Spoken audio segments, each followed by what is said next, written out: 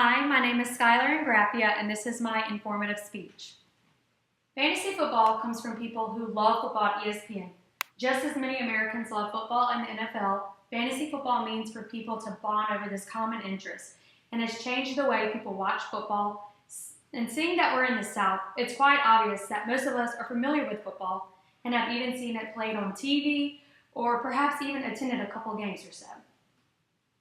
Before fantasy football, how many of you could ever say you thoroughly enjoyed watching every single NFL football game? Not that many of you, right? With the invention of fantasy football, everyone should be able to enjoy the football to its fullest and can watch the NFL game with excitement. Barry Janoff of Brand Week magazine explains how successful fantasy football has become by stating, "Fantasy football is a huge business and NFL-themed leagues have led the way. Upwards of 12 million people participated in Fantasy Football League in 2003. Obviously, the franchise has grown, and even after 10 years, fantasy football is an immense part of the NFL football team." Before I tell you about the benefits of fantasy football, I want to tell you about how it works and how you can participate. So, what is fantasy football? It is simply a game that allows you to act as a coach and even a general manager of your team. You select players from a list, and scoring them is based off the player's performance in each game. As they play throughout the season, the NFL, since we have an idea of what it is, let's talk about how people, perhaps even you, can participate in fantasy football. How do you draft a team and become a part of a league? You must decide if you want to start a league or decide what type of league you want, and you can customize your own. Custom leagues are up to 7 to 12 people, is usually the more way of doing things.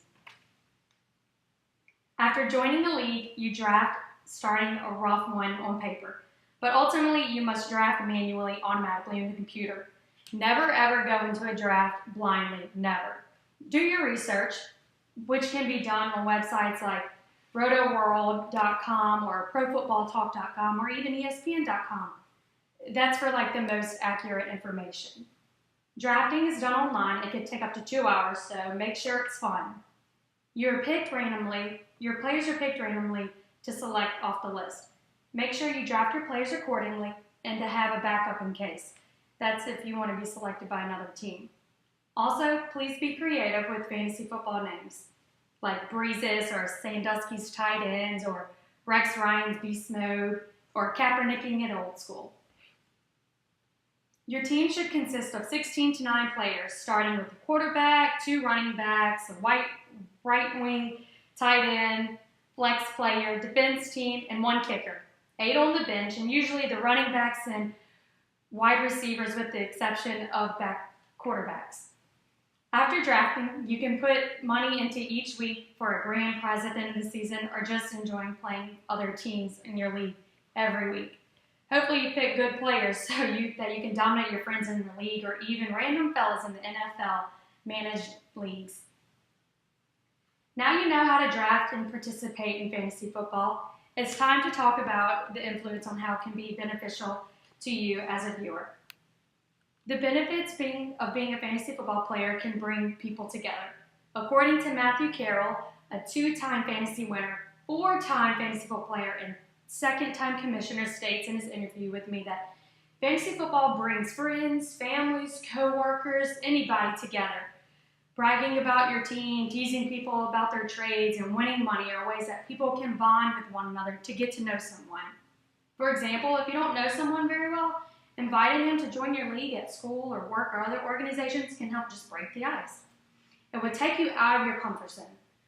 In fantasy football, it's important to take risks with players because even if they may not be your top picks, they may score you high points. According to Matthew Baird, the ESPN magazine and writer for ESPN.com, every player has its value. It's simply about what it costs to get him. This column is all about who is based off ESPN.com. Draft results for standard 10-team leagues cost too much or not enough to acquire.